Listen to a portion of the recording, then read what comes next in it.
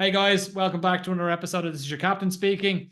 Super excited to have somebody on today that's been very influential in social media. Really interested to learn all about these social media tips that we get today from Aidan. I've got Aidan Brannigan here, who's the head of social for the Marketing Millennial. And just looking at your profile, Aidan, I just seeing all of these like different companies that you've been working with, and the amount of audience members that you've managed to grow for all these companies is incredibly impressive, right? Like looking at Thank you. Impact Snacks, the head of social there, podcast host, head of community, digital content at Overtime, also a limited partner, Melesinos Trading, content creator, investor Work Week, and now the head of social at the Marketing Millennials. So like quite a bit going on there. And looking at some of the things that you've managed to do there at Marketing Millennials, for example, is the #1 business newsletter for 2024 by business.com. Grown the LinkedIn company page from 230,000 followers to 860,000 followers, which is wild, right? And scaled Instagram from 18K followers to 115,000 followers, right? And then as well as that, you're also distributing a news reaching 200 million people annually. So like these audience numbers are insane, man. So well, first of all, welcome. And tell us a little bit, Aidan, about like what you guys do at the Marketing Millennium. Yeah, well, I appreciate the intro. I appreciate you having me on, Andy. Yeah, so the Marketing Millennials is a media company.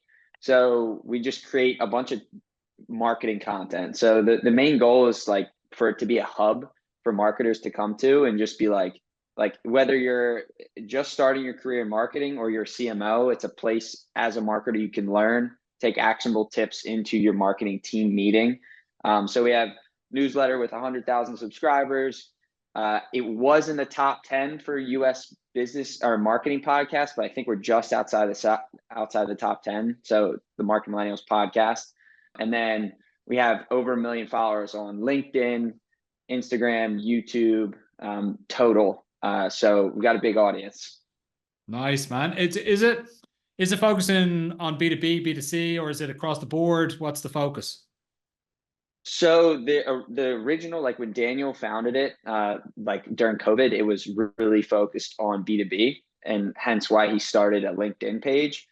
But it's kind of grown, and now it's starting to touch into a couple different pieces. But our bread and butter is B2B. Nice, nice. And look at those numbers. So let's dig in, right? Because I'm looking at like company pages scale from like on LinkedIn, because you just mentioned LinkedIn, 230,000 followers to 860,000 followers. So first question, Yeah. what time frame? And second question, how the F, right? Like this is crazy. So what, regardless of time frame, but what was the time frame? 19 months. So I've been there for 19 months. That is Daniel and I working on that together. So I create the content for that, and we kind of just jam on what type of content we want to put out there to help grow. And then, so when I started, Daniel already had a following and he was cruising, but bringing me on, it really helped him scale and distribute more content. The strategy, the entire strategy, which is against like traditional B2B content marketing, is niche viral memes. So we make memes that are super targeted to marketers. So if you're a finance bro, you will not understand memes and you'll be like, this is stupid. But for marketers, we're touching on experiences they feel every single day so that they can leave our page and they're like, do the marketing millennials have a camera in my office? Like, how do they know I'm experiencing that? And it's just like, it's the main, one of the main crux of the entire page is built on the pain points, as bad as it sounds, but the pain points that marketers experience each and every day.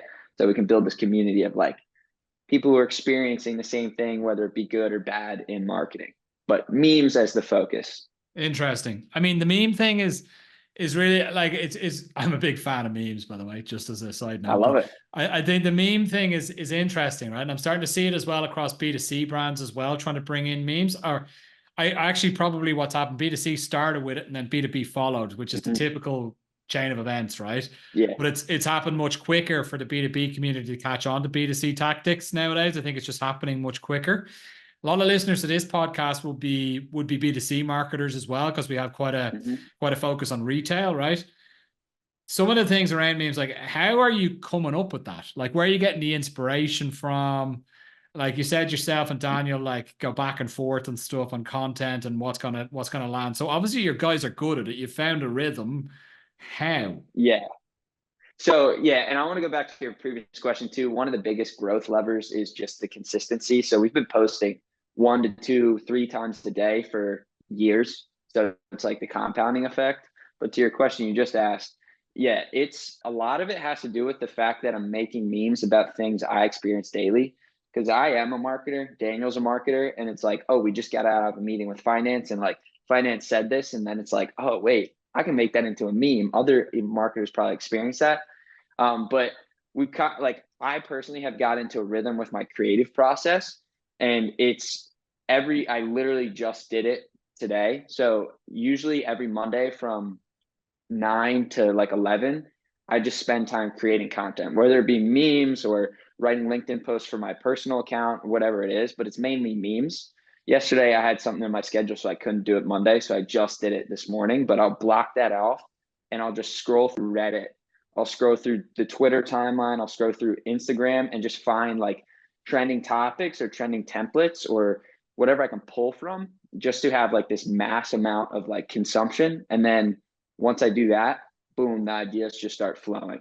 And then I'll use apps like CapCut or TikTok to find like video meme templates as well. But that's how I get most of the meme production done. So I do that for 2 hours Monday morning and 2 hours Friday afternoon, just to like cap my weeks off, start the week off strong, end it strong, just with the creative process. Understood. Okay, interesting. So let's talk a little bit about creating those memes. Like, how many memes did you create that are absolute shit that you end up throwing away before you find that one? Or is there any method to the madness? Maybe you land on one and you're like, oh, this is it. How is that working in Yeah. that creative process? So I would say if I'm spending 2 hours to make memes, and let's say I make like 50, the first 15 I make I'm never going to post, but it's just the process of like actually just getting into the flow state and like not thinking about any other tasks. So like you have to get the shitty memes out, just like writing, right? You got to get the first rough draft and then you refine it. So yeah, my camera roll is I have like a couple pictures of my dog, a couple pictures of my family, but it's all memes. And like I would say 30% of them are memes that are never going to be posted. Yeah. Yeah. I know the feeling, right? I do quite a lot of work on LinkedIn as my platform, right? I do quite a bit for myself, right? And I know how it is. Like I'll write down maybe 5 different posts and I'm like, no, none of these are like Yeah, these are it's the not going to exact same hit at thing. all. Yeah. Yeah, but no, I'm not driving numbers like you are though, man. This is but at the same time though, like you mentioned something about consistency, right? And about posting a Yeah. number of times a day across all platforms, right? Like tell us a little bit about like how important that consistency is. It's the only thing you can control on social media. So there's a ton of people who are like, oh, quality over quantity. And typically those people are the ones who already have built the audience and spent the years just putting out a ton of content.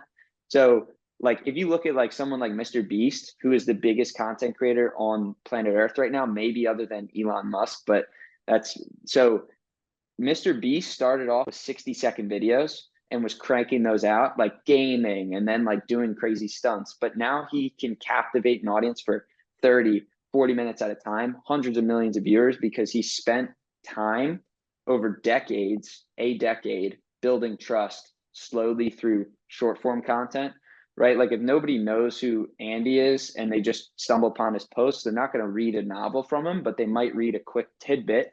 And over time, as they realize how knowledgeable Andy is, then they'll read his novel.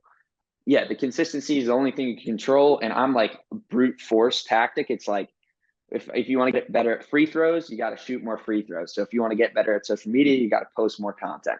And then like that's how you learn quicker. So if you post 10 times and you see 1 or 2 posts did well, screw the other 8, do those 2 posts again and do those 2 posts 10 times. Screw the other 8, do the 2 best ones again, and just like leaning into what works. That's awesome. Awesome advice, man. I want to like it's funny because I'm looking at like the stuff that you guys are doing there around like obviously the stuff on social media coming through and doing memes. Like that's let's call it like a very modern way of doing B2B marketing. It's not something, as you said at the beginning, it's not something that B2B marketers would really have thought about like 5 years ago. I'm seeing it across a lot of B2B brands now though. And I think it's because people are like, we need to be not boring. I think that's Yeah. half of it. But I'm also seeing like with the podcast as well, like seeing that grow so quickly as well. So that's got 10,000 weekly downloads, right? And there's a lot of companies, and we're on a podcast right now, right? And this has been a slow burn, but we're managing to get more and more listeners every single week, every single time we put them out. And again, it's about the consistency thing. Also, the podcasting being another modern form of things where people, in B2B, this wouldn't really be something that would land. But people are actually, that's how people are digesting content nowadays. They're sitting in the car or Yeah. sitting on a bus or a train or whatever, and they're listening, or they're going for a walk and they're listening to podcasts. It's how people digest content, right? But if I look at like your success story here, even with the marketing story, right, which is the podcast that you guys run, tell us a little bit about that, because 10,000 weekly downloads is wild as well. So how did you get there? So, yeah. So the podcast is the Marketing Millennials podcast, and the series I host on the podcast, which is released once a week, is Marketing Storytime, where I break down like, oh, how did Canada Goose or how did Nike build their business? What are the subtle marketing tactics they used? And then the other like 3 podcasts released a week are Daniel interviewing marketing leaders. So Daniel started that in 2020, and he's posted like maybe 300, 400 podcast episodes. And it's been a very gradual increase to now that we're reaching 10,000 weekly downloads, sometimes even more than that. So it goes back to that consistency part. Like Daniel he had his foot on the pedal, and he was doing it initially because he really loved marketing, was hoping he could help one marketer with his podcast. And over time, it's built up to a larger podcast, but it's also part of the content flywheel that we create, right? We build a ton of top of funnel awareness with our social media content and then funnel it to the podcast. Got it. Okay. And if we're talking about like for that specific podcast, as well as a follow one specific theme throughout, what is it? Is it just like how does it, you mentioned your podcast, right? Which is the marketing story series, right? But Daniel's podcast, that obviously follows a theme, right? Where you go down and break down the tactics and stuff that were used by big brands. But with Daniel's, like what sort of storyline is that following? Yeah. So one of his core values is lifting other marketers up. So the whole focus is he finds marketers either working at brands that he really likes or marketers he admires in general, and he invites them on the podcast and he asks them the questions that he wants to know. He interviewed, if you're familiar with like Chubbies, the shorts and like the clothing brand, or Allbirds, the shoe brand, like he interviewed the founders of both and basically just dissected their marketing playbook and what they did to grow this massive business. That's, I guess, the theme is like whatever specific expertise his guests have, he dives into that, whether it's SEO or if it's copy or if it's a content creator like an influencer, like how can brands work with influencers? So it's tailored to whatever the guest's expertise is, but the whole point is to elevate the guest and like showcase how great of a marketer they are and how we can learn from them. Awesome. Yeah. How did the business start, by the way? So like where did it come from? Yeah. So Daniel started it in 2020. This was before I joined, but during COVID, he just started this podcast. I believe he was working at, I want to say Oracle at the time. If not, he's probably gonna be pissed I just said that, but I think he was working at Oracle, and he was like, I just want to have this podcast with his friend Emily. She's no longer with the business, but they're still close. And he just started creating content like through the podcast. And then he started posting on his personal LinkedIn account. And then he decided to create a company page. And then that just, he kind of struck fire. It was like perfect timing, right? A lot of, it's like you need luck to be successful. And like there was some luck into it with the timing with COVID. Everyone was home. LinkedIn was kind of hitting this inflection point of like people actually using it to consume content and not just find jobs. So he hit the perfect timing with the market, hit memes and just went crazy viral initially and built up an audience of a couple $100,000. And then I joined like 2 years ago, almost 2 years ago. Nice, man. That's really cool. Yeah. That's a really cool story. Tell me, what do you think like about, we've spoken about like different forms of content, B2C to B2B, right? How things have changed over the past years, like how people in B2B are now using things like memes and podcasts and stuff to get content out to people. Like, what do you see as being like the next wave for B2B?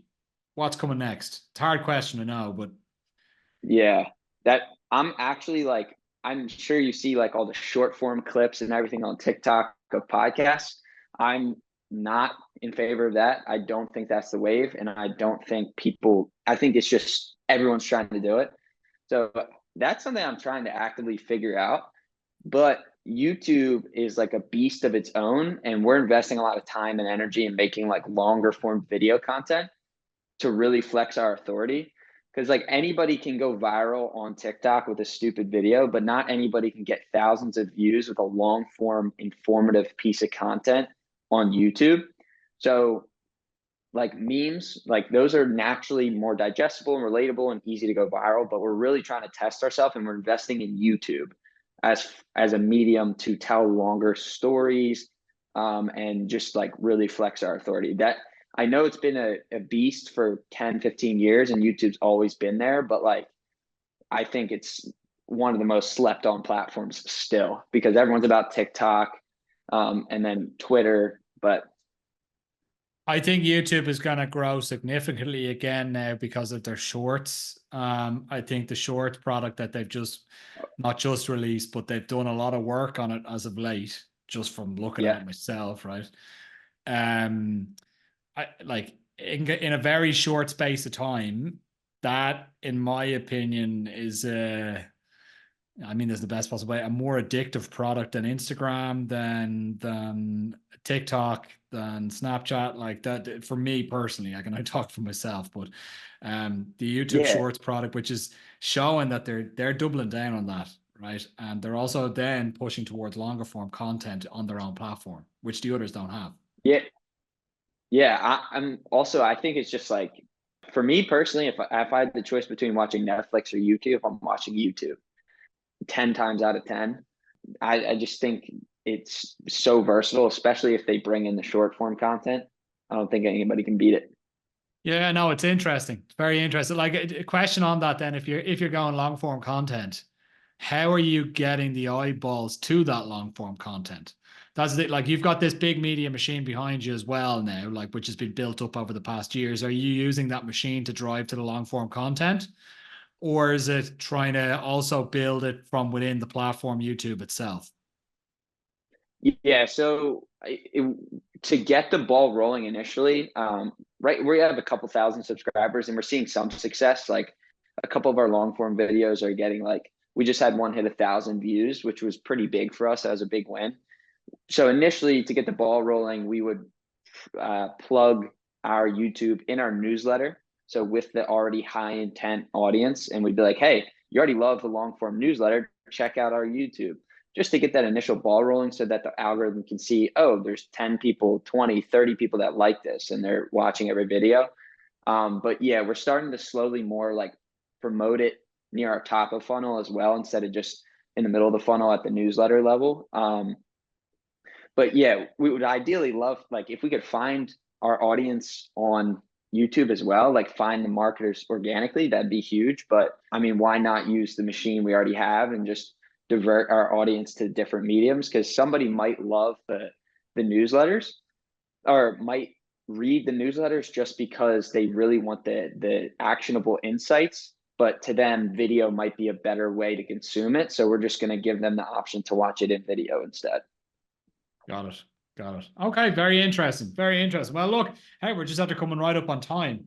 So it's been so interesting speaking with you, man. I really appreciate your time. And where can people find you and where can people find the Marketing Millennials? Well, thank you for having me, Andy. LinkedIn, just Aidan Brannigan. That's the only channel that I post on. But the Marketing Millennials on Instagram at the Marketing Millennials and the Marketing Millennials on YouTube. Those are the two. And then of course LinkedIn. Thank you, Andy. Perfect. Okay, we'll make sure that everything is shared in the description as well, Aidan. But appreciate you taking the time out and coming on and having a chat. It's been great fun. And yeah, let's stay in touch. Absolutely. Go Irish. Yeah, man. So, guys, this has been another episode. This is your captain speaking. See you again next week for more great content. Thanks, Aidan.